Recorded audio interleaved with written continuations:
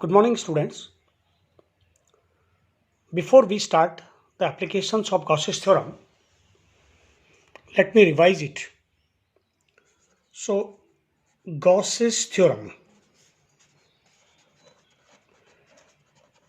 Mathematically, it has two parts.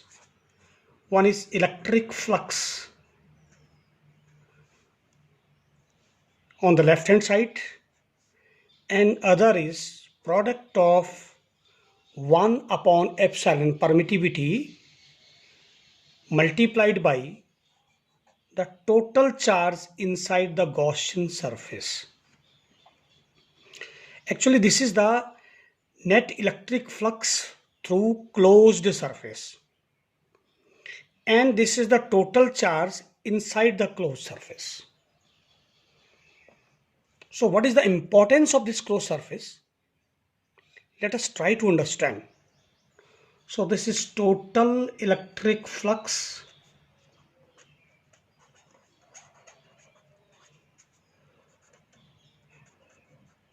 through closed surface.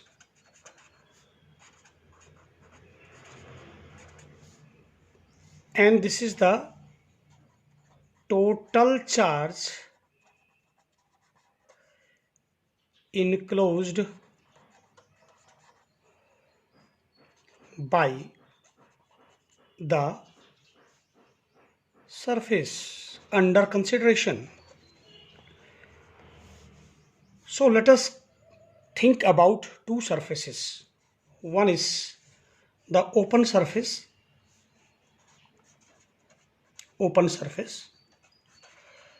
Now if we take an area element here, let it is ds, area element. So this area element on the open surface has two directions of its normal on either side. This is side 1, this is side 2. But if we choose a closed surface and take an area element on it, suppose this is ds, this is center of the closed surface. So now this area vector will point only along outward direction, that is eta or ds cap. Only there is one thing, the area element will be outward, not in other direction.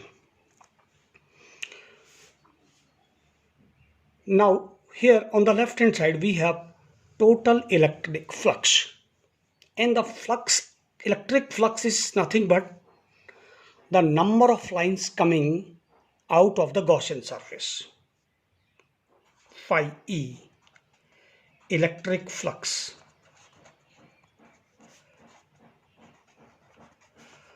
Number of lines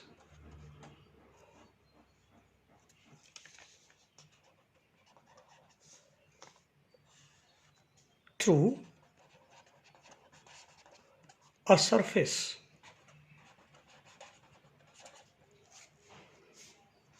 Through a surface.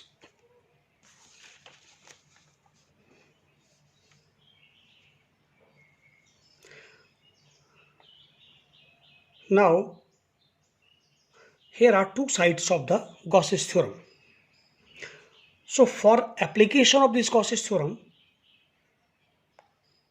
three steps are there. Number 1, choosing of Gaussian surface.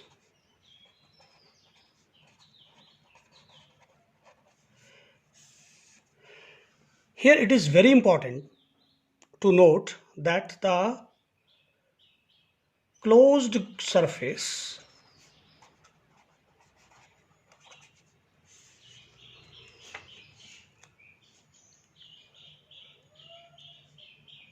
depends on our choice. We may choose any closed surface. It may be spherical, cylindrical,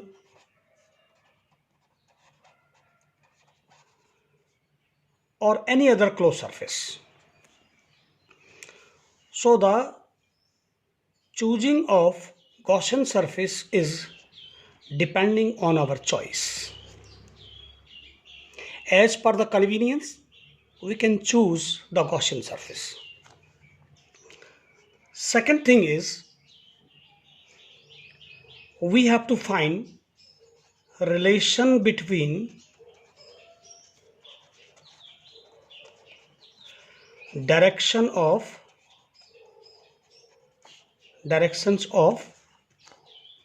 electric field intensity and area element. Direction of area element, electric field intensity and area element, because this phi electric flux is the product of electric field intensity and the area element, and this is a scalar quantity because it is dot product of electric field intensity and area element. Third thing is that the chosen Gaussian surface must be symmetric. This is very, very important. Symmetric, that it should be equidistant from the charge or from the center of the spherical shell, equidistant from axis of the cylinder, equidistant from plane sheet of charge. So we will apply the symmetric concept here. Fourth one is, we have to find out the total charge inside Gaussian surface.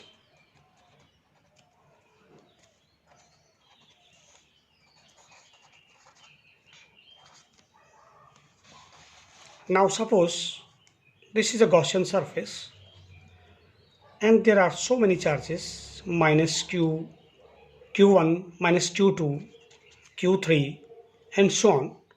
So q total will be the sum of these charges.